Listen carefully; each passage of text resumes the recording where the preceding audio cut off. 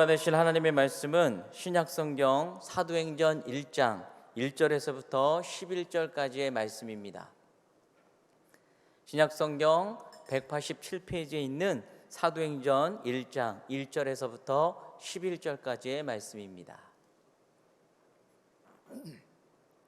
다 찾으셨으면 제가 봉독해 드리도록 하겠습니다. 데오빌로여, 내가 먼저 쓴 글에는 무릇 예수께서 행하시며 가르치시기를 시작하심부터 그가 택하신 사도들에게 성령으로 명하시고 승천하신 날까지의 일을 기록하였노라. 그가 고난받으신 후에 또한 그들에게 확실한 많은 증거로 친히 살아계심을 나타내사 40일 동안 그들에게 보이시며 하나님 나라의 일을 말씀하시니라. 사도와 함께 모이사 그들에게 분부하여 이르시되 예루살렘을 떠나지 말고 내게서 들은 바 아버지께서 약속하신 것을 기다리라. 요한은 물로 침례를 베풀었으나 너희는 몇 날이 못되어 성령으로 침례를 받으리라 하셨느니라. 그들이 모였을 때 예수께 여쭈어 이르되 주께서 이스라엘 나라를 회복하심이 이때이니까 하니 이르시되 때와 시기는 아버지께서 자기의 권한에 두셨으니 너희가 알 바 아니요 오직 성령이 너희에게 임하시면 너희가 권능을 받고 예루살렘과 온 유대와 사마리아와 땅끝까지 이르러 내 증인이 되리라 하시니라. 이 말씀을 마치시고 그들이 보는데 올려져 가시니 구름이 그를 가리어 보이지 않게 하더라. 올라가실 때 제자들이 자세히 하늘을 쳐다보고 있는데 흰옷 입은 두 사람이 그들 곁에 서서 이르되 갈릴리 사람들아 어찌하여 서서 하늘을 쳐다보느냐. 너희 가운데서 하늘로 올려지신 이 예수는 하늘로 가심을 본 그대로 오시리라 하였느니라. 아멘. 할렐루야. 저는 오늘 앞으로 그리고 위로 끝까지 전진하며 승리하는 교회, 이런 제목으로 하나님 주시는 말씀을 나누기 원합니다. 사랑하는 귀한 성도 여러분, 누가라는 의사가 기록한 두 번째 책인 사도행전 서두에는 부활하신 후에 예수님이 행하신 특별한 일들이 기록이 되어 있습니다. 부활하신 예수님은 특별히 40일이라는 기간 동안에 제자들과 함께 하시며 새로운 교제를 나누시고 말씀 훈련을 행하셨습니다. 그가 고난받으신 후에 또한 그들에게 확실한 많은 증거로 친히 살아계심을 나타내사 40일 동안 그들에게 보이시며 하나님 나라의 일을 말씀하시니라.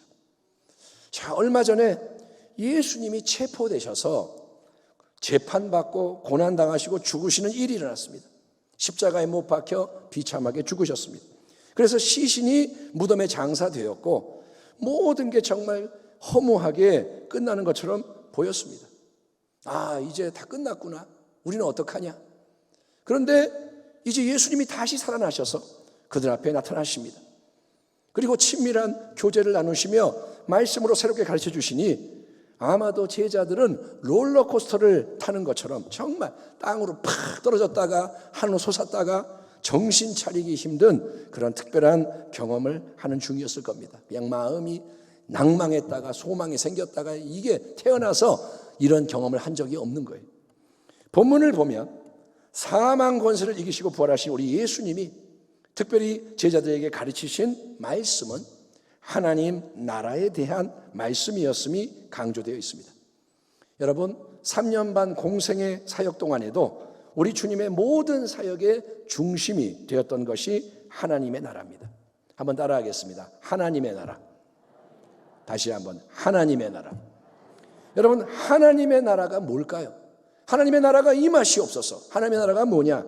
그것은 하나님이 친히 그분의 뜻대로 다스리시는 거룩한 통치의 역사가 이루어지는 것입니다. 아멘.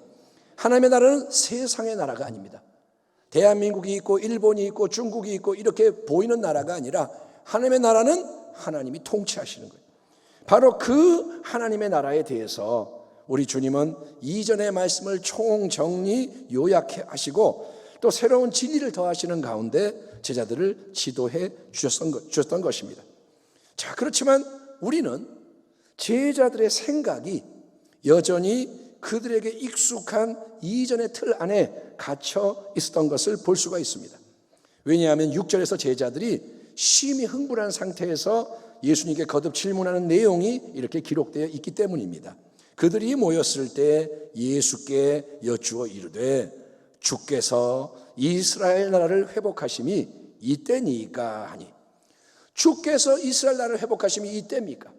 제자들이 예수님께 던지는 이 질문 속에서 우리는 하나님 나라에 대한 세 가지 근본적인 오해를 볼 수가 있는데, 첫 번째로 그들의 관심이 오직 이스라엘 나라에 집중되어 있다는 게 문제입니다. 이스라엘은 구약의 선민인 유대인들, 아브라함의 혈통적인 후손들이고, 그래서 그들의 나라라는 것은 이제 세상의 수많은 다른 민족들을 배제한 자기들만의 나라인 거예요. 우리나라, 우리나라 이 말이에요. 이스라엘 나라. 그들은 이스라엘 나라만을 지금 바라보고 있고, 둘째로 제자들은 바로 그런 유대인들 중심의 이스라엘 나라가 회복되는 것에 기대를 하고 있는 거예요. 회복. 오래전 그 유명한 다윗 왕이 통치를 할 때, 또 그의 아들 솔로몬이 왕자를 이어받아 다스렸을 때 이스라엘 왕국은 이 땅에서 최고의 전성기를 맞아 온 세상 가운데 빛을 발했습니다. 예, 다윗이 용감하게 다 정복하고, 그리고 솔로몬은 지혜가 넘쳐나고, 그래서 그냥 사방팔방에서 사람들이 찾아오고 난리가 났습니다. 바로 그런 멋지고 대단한 이스라엘 왕국이 이 땅 위에 회복이 돼서 자기들이 자유와 번영과 영광을 누리며 온 세상을 호령하게 되는 것을 바라는 마음이 간절했다는 것입니다. 그리고 세 번째, 제자들은 주님, 그렇게 주님께서 이스라엘 나라를 이 땅에 회복하시는 것이 이때입니까? 이때입니까?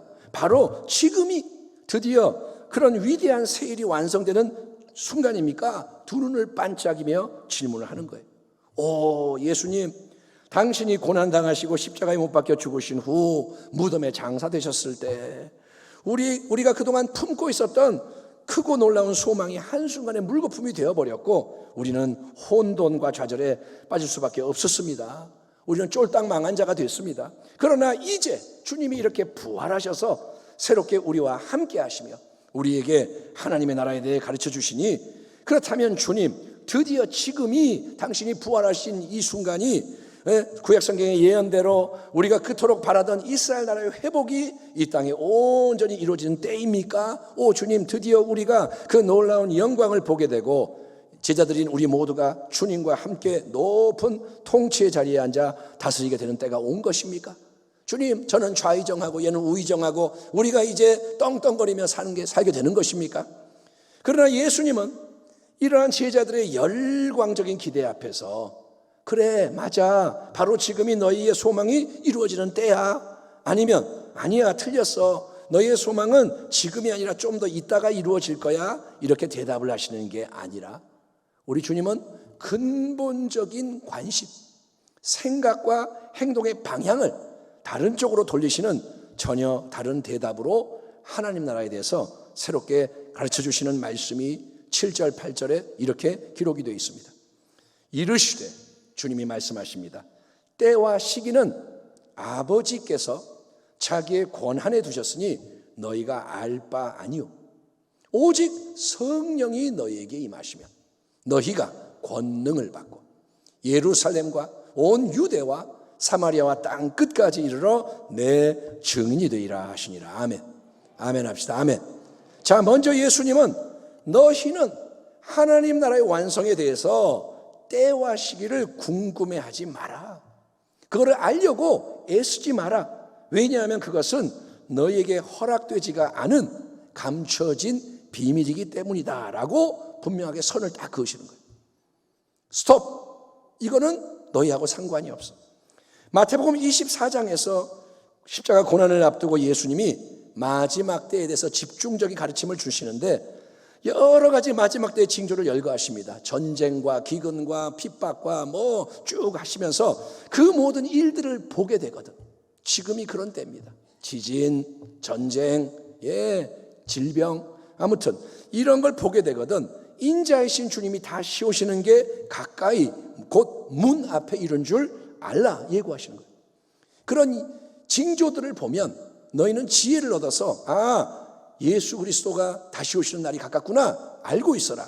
그런데 즉시 주님은 뭐라 하냐면 그러나 그 날과 그때는 아무도 모르나니 하늘의 천사들도 아들도 모르고 오직 아버지만 아시느니라. 단서를 붙이시는 거예요. 너희는 가까운 걸 알아라. 그러나 정확한 그날은 아버지만 아신다. 우리 주님은 누굽니까? 하나님 아버지와 가장 긴밀히 교제를 하며 모든 걸 공유하는 독생자입니다. 주님은 유일한 분이에요. 아버지의 독생자, 하나밖에 없는 사랑하는 아들인 거예요. 아멘. 우리가 하나님 아버지 부르지만 우리는 양자, 양녀이지 우리는 독생자가 아닙니다. 그러니 모든 걸 아버지와 나누는 예수님이신데 그럼에도 불구하고 우리는 재림의 때와 같은 특별한 사안은 주님 자신도 모르시고 오직 하나님 아버지만 홀로 그 비밀을 간직하고 계시는 감춰진 진리라는 사실을 접하게 되는 것입니다. 자, 그러므로 예수님의 재림의 정확한 시점을 비롯해서 하나님께서 우리에게 비밀로 남기시는 것들이 있다 이거예요. 그 비밀로 남기시는 것들에 대해서는 우리가 겸손한 자세로 계속 모르는 쪽을 선택해야 되고 오직 여러분 하나님이 우리에게 알려주시고 허락해 주시는 것에 집중하는 지혜자가 되어야 할 줄 믿습니다. 아멘. 알려주시는 것에 관심을 가져야 돼요. 안 알려주시는데 자꾸 알려하지 말고 로마서 12장에 나오는 사도 바울의 이 말씀이 우리에게 매우 유용한 지침으로 다가옵니다. 바울이 뭐라 그러냐? 내게 주신 은혜로 말미암아 너희 각 사람에게 말하노니 마땅히 생각할 그 이상의 생각을 품지 말고 오직 하나님께서 각 사람에게 나누어 주신 믿음의 분량대로 지혜롭게 생각하라. 아멘. 아멘 합시다. 아멘. 하나님이 우리에게 주시는 모든 것, 허락하시는 것은 기꺼이 감사히 받아야 되고 하나님의 뜻대로 헌신하는 게 충성인 거예요. 네 입을 넓게 열라 내가 채우리라. 아멘. 아멘. 믿음으로 입을 넓게 열고 주시는 걸 받아야 돼요. 허락하시는 건 놓치지 말아야 돼요. 예. 하지만 하나님이 우리에게 허락하지 않으시는 것은 기꺼이 감사히 몰라야 하고 주제넘게 욕심을 부리거나 영역을 침범하지 않는 것 역시 충성이라는 거예요. 아멘. 내 분량이 있는데 그 이상의 것을 내가 원하고 그게 뭐냐? 예, 사탄이 하나님의 보좌를 넘보는 거예요. 주제넘게. 그러니까 하나님 주시지 않는데 내가 그걸 얻으려 하는 것은 충성이 아닙니다. 아무리 입을 넓게 열라 해도 주시지 않는데 그걸 구하는 것은 충성이 아닌 거예요. 오 주님, 사랑하는 제자 요한은 어떻게 되나요? 저 베드로에게는 주님이 내가 나중에 원치 않은 고난을 당하다가 순교할 거라고 예고해 주셨는데 그러면 저 요한에게는 무슨 일이 일어나게 될까요? 베드로가 묻습니다. 요한복음 21장. 그러자 주님은 그게 너와 무슨 상관이냐? 너는 그저 오직 나를 따르라 말씀하신 것을 기억해야 됩니다. 신앙은 주님을 따라가는 거예요. 그러니까 다른 사람들에 대해서도 함부로 참견하고 관여하는 것을 우리가 조심해야 됩니다. 우리나라 사람들은 남에 대해 관심이 많아요. 지나가다가 누가 옷 이상이면 야, 저 사람 옷 봐봐. 그게 뭔 상관이야 자기하고. 그러니까 우리는 이렇게 남에 대해서 계속 반응을 해요. 네? 내가 그냥 참견하려고 그러고 조종하려고 그러고 내 의견을 자꾸 내고 그러니까 그게 함부로 하는 거예요. 허락되지 않았는데 하지 말라는 거예요. 여러분 하나님의 뜻대로 오직 주님이 원하시고 이끄시는 대로 깨닫고 순종하라. 이게 복된 신앙의 근본 원리인 것입니다. 아멘. 그러니까 하나님께 여쭤봐야 돼요. 하나님 제가 어떻게 해야 될까요? 하나님의 뜻대로. 예수님의 제자들은 오 주님 당신께서 이스라엘 나라를 회복하시는 일이 드디어 지금 완성되는 겁니까? 흥분해서 질문했지만 첫째 주님은 때와 시간은 오직 하나님 아버지의 권한에 속한 것이니 너희가 알려하지 마라. 거기에 상관하지 마라. 분명한 선을 딱 그으신 겁니다. 그 대신에 주님은 이 땅에서 제자들로 대표되는 모든 우리 성도들이 항상 지금 여기에서 집중해야 하는 하나님 나라의 근본적인 사명이 뭔지를 선언해 주시는데 그것은 뭐냐? 너희가 성령 충만한 예수의 증인들로서 이 땅 위에 계속 빛을 발하며 살아가야 한다는 것입니다. 아멘. 따라합니다. 성령 충만한 예수 증인이여 빛을 발하라. 사도와 함께 모이사 그들에게 분부하여 이르시되 예루살렘을 떠나지 말고 내게서 들은 바 아버지께서 약속하신 것을 기다리라. 요한은 물로 침례를 베풀었으나 너희는 몇 날이 못되어 성령으로 침례를 받으리라 하셨느니라. 오직 성령이 너희에게 임하시면, 성령이 너희에게 임하시면 너희가 권능을 받고 예루살렘과 온 유대와 사마리아와 땅끝까지 이르러 내 증인이 되리라 하시니라. 아멘. 3년 반 공생의 사역 동안 예수님이 제자들과 함께 하셨습니다. 그리고 옆에서 모든 걸 도와주셨습니다. 그런데 이제 40일 정도의 특별 교제와 훈련의 기간이 끝나고 나면 이제 주님은 이 땅에서의 모든 사명을 완전히 마치신 분으로서 하나님 아버지가 계신 하늘 영광 보좌 우편으로 올라가셔야 하는 상황입니다. 그래서 이제 예수님이 제자들과 성도들에게 당부하시는 가장 중요한 것은 뭐냐면 너희가 오직 성령으로 충만함을 받음으로써 새로운 보혜사로 함께 하시며 역사하시는 성령님의 인도하심을 받아야 한다는 거예요. 예, 자, 한번 따라하겠습니다. 보혜사, 보혜사. 예, 우리는 성령님을 보혜사, 성령님 이렇게 하잖아요. 보혜사라고 번역이 되는 헬라어 단어는 파라클레토스인데 이 파라클레토스의 뜻은 뭐냐? 옆에 부름받아 같이 있으면서 도와주는 분, 이게 파라클레토스예요. 옆에서 도와주려고 부름을 받은 분. 성령님은 그러니까 이제 이 땅을 몸으로 떠나가시는 예수님을 대신해서 우리와 옆에 함께 하시며 모든 것을 도와주시는, 그러니까 우리 안에 오셔서 우리의 보호자와 공급자가 되시고 위로하시고 교정해 주시고 가르치시며 걸음걸음을 지도하고 인도하시고 필요한 은사와 차원으로 시적절하게 무장시켜주는 분이심을 여러분 믿으시면 아멘 하시기 바랍니다. 그러니까 성령님이 도와주시는 거예요. 아멘. 모든 걸 도와주시는 거예요. 이 땅에 몸으로 거하시는 우리 예수님은 인간의 몸을 가졌기 때문에 모든 성도들과 동시에 함께 계실 수가 없었죠. 주님은 몸이 있으니까 여기에 계시면 저기 못 계시는 거예요. 그렇죠? 그리고 베드로나 제자들 옆에 계셨어도 그들 안에는 들어가실 수가 없고 또 3년 반의 기간이 지나시니까 떠나셔야 했기에 그분의 도와주는 보혜사 사역에는 여러모로 제한이 있었습니다. 인간의 몸을 가진 이상은 제한을 받는 거예요. 그러나 이제 예수님의 영이신 성령님이 새로운 보혜사로 보내심을 받아 우리에게 오시면, 성령이 오시면 그분은 이제 모든 참된 믿음의 백성 한 사람 한 사람 한 사람 안에 들어와 거하시는 거예요. 아멘. 성령님이 우리 안에 들어오시는 거예요. 그리고 영원히 떠나지 않으시는 거예요. 원칙적으로. 예. 그리고 은혜와 진리의 풍성함으로 역사하기 때문에 예수님은 뭐라 하시냐? 사실은 내가 이제 너희를 떠나가고 성령님이 이 땅에 오시는 게 너희에게 더 유익하다. 그게 훨씬 더 복되고 귀한 것이다 라고 말씀을 하신 것입니다. 지금 우리가 성령의 시대에 사는 게 축복임을 아시길 바랍니다. 예수님을 한번 눈으로 보는 것보다 성령을 모시는 게 100번 1000번 나은 거예요.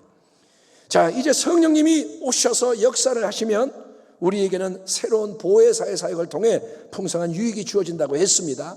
그분이 지혜를 주고 능력을 주고 뭐 하는데 특별히 사도행전 1장 8절에서 우리 주님은 성령님이 위로부터 강력하게 새롭게 임하심으로 우리가 성령으로 침례를 받게 되면, 성령으로 뭘 받아요? 침례, 세례. 예, 그거는 뭐냐? 물속에 확 들어가는 것처럼 성령 안으로 푹 잠겨서 충만함을 얻게 되면, 충만하게 되면 우리에게는 특별히 여러분 하늘의 권능이 임하게 된다 약속하시는 거예요. 오직 성령이 너희에게 임하시면 너희가 권능을 받고. 아멘. 성령이 오세요. 권능이 함께 오는 거예요. 때와 시기를 알고 주관하는 절대적인 권한은 오직 하나님 아버지께 속한 거예요. 권한은 아버지께. 하지만 좋으신 하나님 아버지는 예수님을 믿는 우리에게 이제 하늘의 권능 또는 능력을 성령을 통해서 수여하시는 거예요. 아멘. 때와 시기는 알 수가 없지만 뭘 주시느냐? 성령을 통해 하늘의 권능, 능력을 주신다. 이 하늘의 권능, 능력은 결국 뭐냐면 하나님의 말씀이 역사하는 권능이고 예수님이 부활하신 새 생명이 역사하는 능력이기 때문에 성도 여러분, 세상은 알 수도 없고 흉내낼 수가 없는 놀라운 위대한 새 일들이 나타나게 됨을 믿으시기 바랍니다. 아멘. 세상은 설명할 수가 없는 일들을 하나님이 행하시는 거예요. 그렇기 때문에 참된 신앙의 삶은, 예수를 잘 믿는 것은 그냥 교회만 다니고 예배 드리고 봉사하는 종교 생활, 그거를 빼고 나머지 모든 거는 세상 사람과 똑같이 그럭저럭 살아가는 게 절대 아니라는 거예요. 다시 한번, 무슨 말이냐? 주일이니까 예배 나와요. 그리고 뭐 내가 봉사하는 자리에서 봉사해. 근데 교회 안에서 그 모습을 빼고 나면 삶에서는 세상 사람과 똑같다. 말하는 게 똑같고 행동하는 게 똑같다. 그거는 신앙이 아니라는 거예요. 종교 생활이지, 그거는 외식적인 거지, 그거는 예수님 말씀하시는 신앙이 아니라는 거예요. 여러분, 세상의 자원을 늘 의지하고 맨날 세상 거 얘기하고, 세상적인 목적만 추구하고 인간의 지혜, 인간의 힘, 수고, 노력으로 내가 원하는 보이는 거를 이루어내는 게 삶이다. 내가 이거 하고 싶으니까 해야 되고 하기 싫으니까 안 해야 되고, 그러다가 가끔 생각나거나 필요하면 하나님 도와주세요, 잠시 은혜를 구한다. 그렇다면 여러분, 그런 삶 속에서는 절대로 예수님이 우리에게 원하시고 명하시는 새로운 참 생명의 능력으로 열매 맺는 복된 역사가 일어날 수 없다는 거예요. 왜 예수를 믿는데 변하지가 않느냐? 왜 예수를 믿는데 이렇게 밋밋하냐? 왜 이렇게 재미가 없고 괴롭냐? 이유가 어디에 있느냐? 우리의 삶에 있는 거예요. 이 땅에서 공생의 사역을 시작하기에 앞서서 주님은 요단강에서 물로 침례를 받으십니다. 세례 요한이 주는 침례를 받으세요. 근데 바로 그 현장에 어떤 일이 일어나느냐? 예수님이 물에 들어갔다가 나오실 때 하늘이 열리는 거예요. 아멘. 이 땅에 위에 하늘이 열리는 거예요. 그리고 성령께서 비둘기 같은 형체로 예수님 위에 임하는 일이 일어나지 않았습니까? 아멘. 그리고 하나님의 아버지의 음성이 울려 퍼집니다. 이는 내 사랑하는 아들이요, 내 기뻐하는 자다. 이거는 뭐냐면 하나님의 메시아 그리스도, 즉 기름 부음을 받은 자의 공생의 사역, 왕의 사역을 시작하기에 앞서서 우리 주님 자신도 성령의 침례를 받으시고 성령 충만한 자가 되셔서 하늘의 능력과 자원으로 무장되셔야 했던 것을 보여주는 거예요. 우리 주님이 나는 하나님의 아들이 이 땅에 왔으니까 내가 그냥 한다, 이게 아니라 주님도 성령 충만받고 능력을 받아야 되는 거예요. 마찬가지로 우리 주님이 제자들과 우리에게 간곡하게 당부하시는 말씀이 뭐냐? 그거는 너희도 반드시 동일한 성령의 침례와 충만을 받음으로써 이 땅의 권능이 아닌 하늘의 권능으로, 이 세상의 능력을 초월하는 하나님의 능력으로 무장이 돼야 한다는 거예요. 아멘. 무장돼야 돼요. 베드로가 은과 금은 내게 없으나 내게 있는 것을 내게 주노니. 아멘. 있는 게 뭐예요? 무장이 된 거예요. 내 안에 뭐가 있는 거예요. 이거를 준다. 이게 없으면 줄 수가 없죠. 성령님이 주시는 권능, 능력은 이 세상에 속하는 권능과 능력이 아니기 때문에 돈으로 살 수 없고 공부하고 돌을 닦아도 생기는 게 아닙니다. 하늘의 능력과 권능은 인간의 방법으로 얻을 수가 없어요. 오직 여러분 성령님이 위로부터 임하셔서 역사하셔야 되는 거예요. 그러니까 이거는 뭐냐? 인간의 조건은 중요하지 않다 이거예요. 배운 게 없어요. 나는 집안이 그래요. 나는 못났어요. 하나님은 그걸 보는 게 아니에요. 내가 배웠기 때문에 쓰시는 게 아니에요. 내가 돈이 있으니까 쓰시는 게 아니에요. 아멘. 소망이 뭐냐? 이 모습 그대로 하나님이 나를 지으셨으니 하나님 그리고 성령이 임하면 되는 거예요. 그러면 여러분 예수님의 십자가 대속과 부활의 원천으로부터 은혜로 선물되는 새로운 권능과 능력을 우리가 받게 되는 줄 믿습니다. 성령 충만 받기를 축원합니다. 자, 그러면 질문은 왜 하나님은 성령님을 통해서 이런 놀라운 권능과 능력을 선물하시는 걸까요? 어째서 메시아 그리스도이신 하나님의 아들 예수님이 이 땅에 거하실 때 그분 안에서 충만히 역사했던 그 성령님의 귀한 권능과 능력이 우리에게도 아무 공로 없이 선물로 주어지는 걸까요? 왜 그걸 주시는 걸까요? 그 이유는 이제 영광의 보좌 우편으로 승천하시는 주 예수님께서 제자들과 이 땅의 모든 성도들에게 남기시는 가장 중요한 사명이 바로 예수님의 증인이 되는 것, 즉 세상 속에서 그분의 하나님 나라 복음을 전파하는 사명이고, 그 위대한 놀라운 사명을 위해서는 영적으로 잘 무장이 되고 구비되는 것이 필요하기 때문인 것입니다. 다시 한번 1장 8절, 오직 성령이 너희에게 임하시면 너희가 권능을 받고, 아멘. 그 다음에 끝이 아니라 예루살렘과 온 유대와 사마리아와 땅 끝까지 이르러 내 증인이 되리라 하시니라. 예수님의 이 말씀이 사도행전 전체의 내용을 압축하는 프로그램적인 선포라고 합니다. 사도행전의 내용이 뭐냐? 사도행전 1장 8절인 거예요. 예? 과연 이 말씀대로 예루살렘 마가의 다락방에 성령님이 강림하시자 성령 충만을 받은 120문도 권능을 받고 일어나 복음을 전파하는 일이 예루살렘에서 시작이 되는 거예요. 아멘. 그리고 부흥의 불길이 일어나기 시작합니다. 예루살렘부터 시작이 되는 거예요. 그리고 성령 충만한 증인들이 전파하는 복음은 예루살렘에서 끝나는 게 아니라 온 유대와 사마리아의 경계를 넘어서 그 당시 땅 끝이자 세상의 중심으로 여겨졌던 로마 제국의 수도에까지 울려 퍼지는 것으로 사도행전이 마무리가 되는데, 이게 결국은 뭐냐? 하나님이 약속하신 아브라함의 풍성한 복이 예수 그리스도 안에서 온 세상 만민에게 흘러가는 약속이 성취되어가는 과정인 것이고, 이 시대에 우리가 계속 여러분 바통을 이어받아 성취해야 하는 참된 크리스찬의 사명이라는 거예요. 아멘. 하나님의 뜻이 뭐냐? 만민에게 아브라함의 복이 흘러가는 거예요. 그거를 위해서 예수의 복음이 주어지는 거고, 아멘. 예수님은 아브라함의 후손이요, 그분은 다윗의 후손이요, 그분이 모든 것의 중심이라서 예수의 복음을 통해 땅끝까지 복이 흘러가는 거예요. 아멘. 자, 그러니 중요한 것은 이것입니다.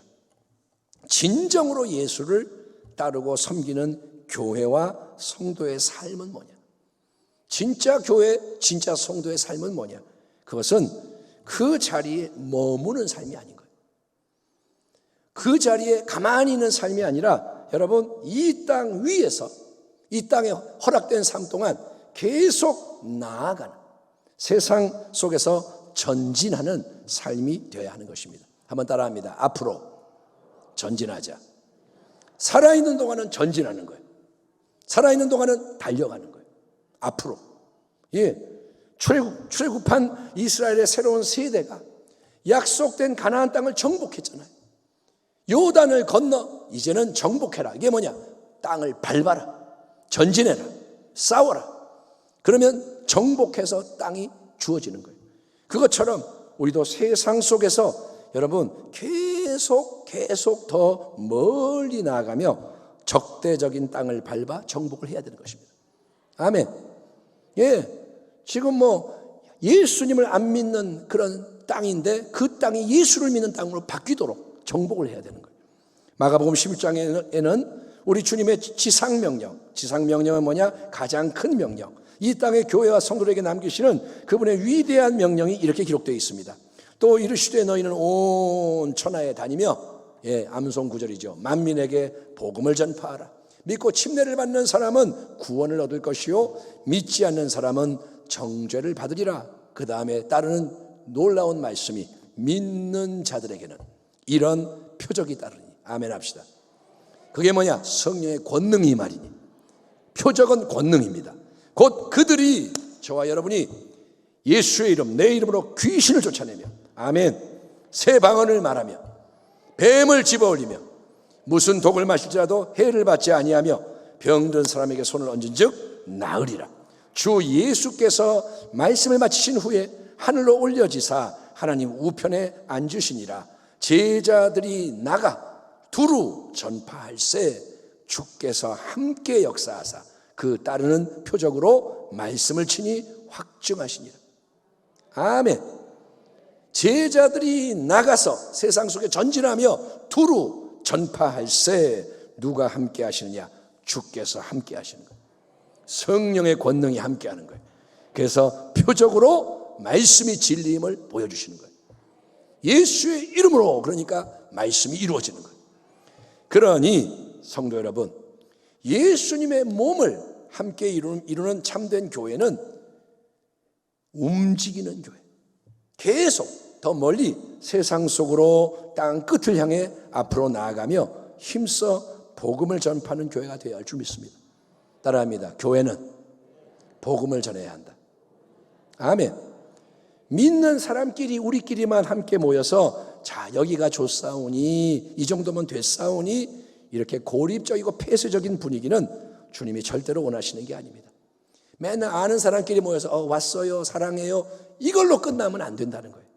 또 세상을 향해서 자 너희가 원하면 우리에게 와라, 우리는 기다릴게, 문은 열려 있으니까 들어와라, 그러면 받아줄게, 이런 식으로 미적지근하게 반응해서도 안 된다는 거예요.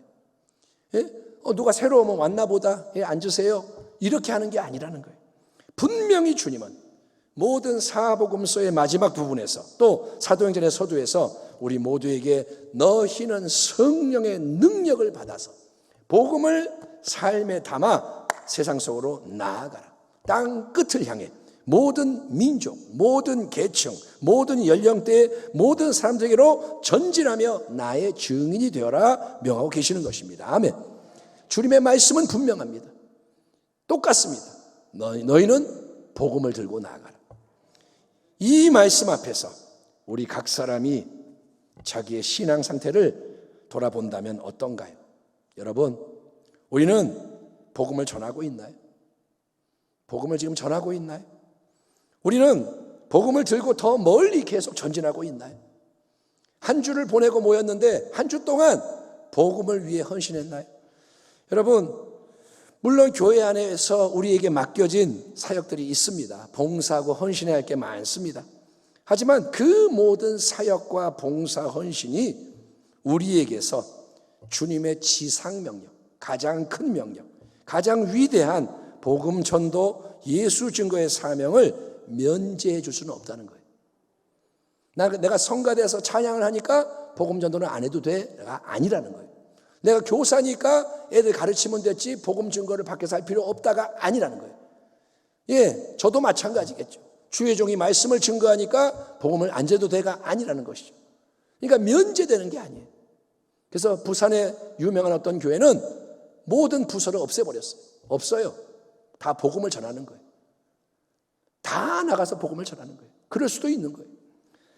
지금 그러니 여러분, 내가 서 있는 자리, 하나님이 나를 세우신 그 자리, 이게 뭐냐? 내가 가정이 있으면 이 가정이 내게 주신 거예요.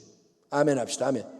괜히 부러워하지 말라고요. 남의 가정 얘기하지 말고 내 자리는 여기 지금 세우신 그곳, 여기서부터 가장 가까운 곳에서 주변으로 계속 예수님의 복음이 전해지도록 우리의 신앙을 재정립해야 합니다. 신앙이 바뀌어야 돼요. 아멘. 내가 복음을 전하지 않는다면 문제가 있구나 깨달아야 돼요. 이거 정상이 아니구나, 주님 말씀하고 안 맞구나. 그래서 회개를 해야 되는 거예요. 주님 회개합니다. 내가 지금 잘못 살고 있습니다. 여러분, 1년에 한 명 전도하는 게 아니라는 거예요. 그래서 전도가 안 되는 겁니다. 그러니까 주님 말씀에 비춰서 내가 지금 서 있으면 빛을 발해야 되는데 빛을 발하고 있는가? 신앙을 정립합니다. 그리고 빛을 여기에 발했으면 끝이 아니라 됐다가 아니라 주님의 성령께서 이끄시는 대로 점점 더 넓은 지경으로 계속 전진하는 주의 백성이 되기를 결단해야 되는 거예요. 따라합니다. 살아있는 동안 복음을 들고 전진하게 하소서. 아멘. 누구처럼? 사도 바울처럼 계속 가는 거예요. 밥 먹고 가고 잠자고 가고, 그러면서 복음을 전하는 거예요. 여러분, 우리에게는 뭔가를 우리가 이루고 세우고 나면 그게 내 업적이요 내 거라고 착각하는 경향이 강합니다. 내가 어떤 부서를 세웠어요, 내가 누구를 전도했어요, 그러면 내가 한 거는 내 거야, 이런 마음이 강해요. 그래서 내가 세우고 이룬 걸 꼭 붙잡고 그 자리에 머물게 되는 거예요. 누가 그러면 이건 내 거야, 왜 건드려? 이렇게 된단 말이에요. 근데 물이 고이면 썩기 마련이고 계속 흘러가야 신선함이 유지됩니다. 물이 고이면 썩어요. 여러분, 사도 바울의 사역을 잘 보면 바울은 선교 여행을 하면서 도처에 교회들을 세우고 돌보지만 그 어떤 자리에 주저앉아서 왕 노릇하는 게 아닙니다. 내가 이 교회 세웠으니까 평생 이거는 내 거야, 이게 아니고 어느 시점이 되면 다시 새로운 곳으로 새로운 사람들을 향해서 동일한 복음 들고 동일한 성령의 능력 의지에서 달려갔음을 우리가 기억을 해야 됩니다. 아멘. 아멘. 그렇게 내 손에 들어온 것을 계속 주님께 내어드리고 언제든지 이끄실 때마다 빈손으로 땅 끝을 향해 계속 새로운 걸음을 내디뎌야 끝까지 변질되지 않고 점점 더 귀하게 쓰임받는 축복을 누릴 수가 있습니다. 아멘. 아멘. 내가 몇 년 이거 했으니까 이건 내 거야. 아니요. 언제든지 이삭을 내놓아라. 바치는 거예요. 우리 거는 없습니다. 다 주님의 것입니다. 아멘. 주님이 나를 통해 심었고 물을 줬어도 내게 아닌 거예요. 자라게 하시는 분은 하나님이시다. 사랑하는 우리 순복음평교회 성도님 모두가 예수님의 말씀에 순종해서 일평생 복음을 들고 세상 속에 전진하고 또 전진하며 수많은 사람에게 새 생명을 나누어주는 예수님의 증인이 되기를 축원합니다. 여러분이 예수님의 사람이 되기를 축원합니다. 이처럼 참된 교회의 가장 중요한 사명은 땅 끝까지 복음을 전하기 위해서 전진하는 것이고 그게 뭐냐? 바로 신앙의 선교적인 지평인 거예요. 예, 선교적인 지평. 이 수평적인 지평은 동서남북 온 세상 땅 끝을 향해 멈추지 않고 계속 앞으로 나가는 복음의 역사. 거기에 우리가 들어가야 되는 거예요. 복음을 위해 사는 거예요. 자, 첫 번째는 그러니까 앞으로 땅 끝까지 복음을 위해. 이와 동시에 참된 교회의 모든 지체들에게 또 항상 열려 있어야 하는 다른 중요한 지평이 있는데 그거는 뭐냐? 우리 주님의 다시 오심을 기대하고 맞이하기 위해서 준비를 하며 위를 향해 나아가는 종말론적인 지평입니다. 선교적인 지평, 앞으로. 그 다음에 종말론적인 지평은 뭐냐? 위로. 종말을 준비하는 건강한 신앙은 그저 하늘만 쳐다보고 신비한 것만을 추구하는 신앙이 절대 아니라는 사실을 우리는 사도행전의 승천 장면에서 확인할 수가 있습니다. 예수님께서 자, 성령이 임하시면 너희가 권능을 받고 땅까지 내 증인 되리라. 이 위대한 사명을 선포하시고 나서 하늘로 올려주심으로 구름 속으로 사라지시자 제자들은 그 신비한 현상에 압도가 돼서 계속 하늘 쳐다보며 서 있었던 것입니다. 우리라도 그러겠죠. 주님이 올라가면 우와 그러고 하늘을 계속 볼 거예요. 그런데 흰옷 입은 두 천사가 그들 곁에 나타나서 전하는 새로운 말씀이 이것입니다. 이르되 갈릴리 사람들아 어찌하여 서서 하늘을 쳐다보느냐. 너희 가운데서 하늘로 올려주신 이 예수는 하늘로 가심을 본 그대로 오시리라 하였느니라. 아멘. 어찌하여 하늘을 쳐다보느냐. 그분이 오신다. 여러분 그러니까 이제 어떻게 하라는 거예요? 예, 하늘만 쳐다보지 말고 다시 오시기로 약속하신 영광의 주님을 기다리라는 거예요. 신비한 천국만 상상하며 허송세월하지 말고 주님이 다시 오시는 길을 예비하고 준비하라는 것입니다. 따라합니다. 주님의 오심을 준비하라.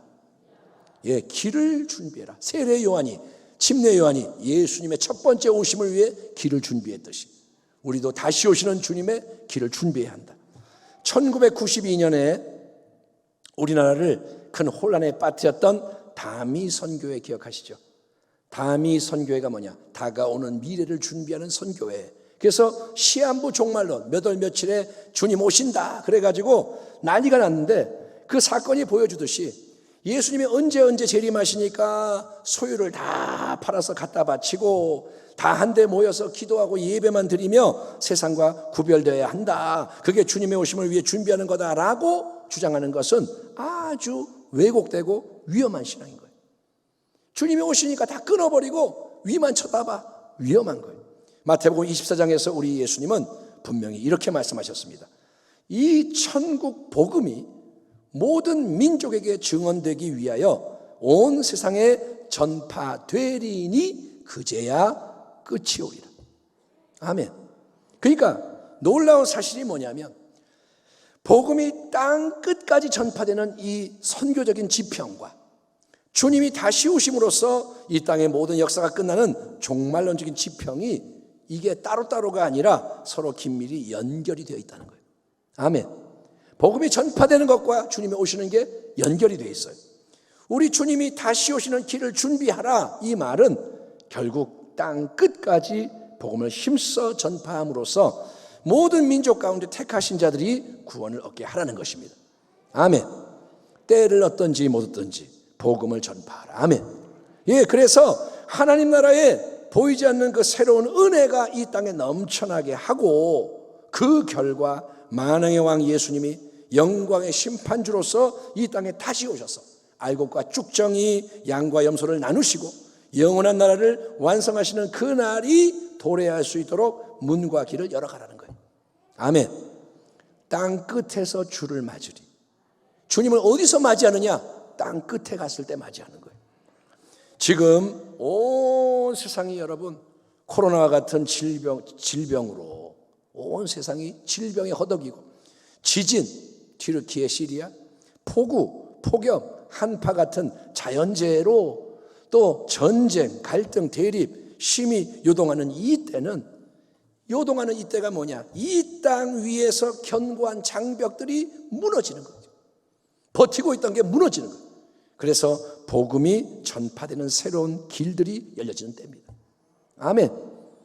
튀르키예 지진 때문에 다 무너져서 이제 복음이 들어갈 수가 있는 거예요. 이슬람권에 복음이 들어가는 거예요. 큰 위기의 때죠. 그런데 이 큰 위기는 영적인 새로움을 위한 진통이요 기회인 것입니다. A가 태어나려면 진통이 있잖아요. 지금이 그런 때입니다. 그래서 우리는 성도 여러분 이제 안일한 신앙, 너무나도 나 중심적이고 세상 것에 집착하는 신앙, 내 가정, 내 가족, 내 지역, 우리 교구, 내 교회 여기에 국한된 이 좁은 마음, 이거를 다 이제 내려놔야 돼요. 아멘. 아멘. 우리나라가 잘 되게 해주세요. 우리나라밖에 모르는 것도 안 돼요. 북한이 우리 마음에 들어와야 돼요. 아멘. 북한에 대한 기도가 우리 가운데 올라와야 돼요. 북한이 어떻게든 상관없다. 이기적인 마음이에요. 여러분 이제 다 그걸 내려놓고 더욱더 예수님 복음을 위해서 수많은 인생들의 구원을 위해서 더 넓은 땅을 밟고 정복하기 위해서 주 예수님의 다시 오심을 위해서 하나님 나라의 완성을 위해서 이제 앞으로 위로 전진하는 인생이 되기를 결단하며 성령의 충만함과 권능으로 무장되기 위해 우리 기도하고 순종해야 할 줄 믿습니다. 예루살렘을 떠나지 말고 성령이 임하실 때까지 기다려라. 아멘. 예수님과 교회를 대적했던 원수였으나 회심한 이후로부터 누구보다 주님의 나라와 영광을 위해 헌신했던 사람이 사도 바울입니다. 그의 유언장과도 같은 마지막 편지 디모데 후서에는 다음과 같은 말씀이 기록되어 있습니다. 하나님 앞과 살아있는 자와 죽은 자를 심판하실 그리스도 예수 앞에서 그가 나타나실 것과 그의 나라를 두고 엄히 명하노니 너는 말씀을 전파하라. 때를 얻든지 못 얻든지 항상 힘쓰라. 나는 바울이 고백합니다. 선한 싸움을 싸우고 나의 달려갈 길을 마치고 믿음을 지켰으니 이제 후로는 나를 위하여 의의 면류관이 예비되었으므로 주 곧 의로우신 재판장이 그날에 내게 주실 것이며 내게만 아니라 주의 나타나심을 사모하는 모든 자에게도 니라. 아멘. 이 신앙 고백이 또한 우리 모두의 확신이 되게 하옵소서. 우리도 주님 끝까지 충성하며 앞으로 위로 전진하는 교회와 성도가 되게 하옵소서. 아멘. 이 기도에 참된 아멘으로 화답하는 모든 분들에게 성령 충만의 새 역사와 함께 성경적인 증인의 길, 재림을 위해 준비하는 길 위에서 끝까지 전진하며 승리하는 은혜가 넘쳐나기를 축원합니다. 아멘. 기도하겠습니다. 하나님 감사합니다. 우리를 도와주옵소서. 전진하게 하여 주옵소서. 끝까지 전진하게 하옵소서. 이 땅 위에서 앞으로 나아가고 다시 오시는 주님을 향해 나아가고, 그래서 우리가 잘하였다, 착하고 충성된 종아, 생명의 면류관을 받게 하여 주옵소서. 예수님의 이름으로 기도합니다. 아멘.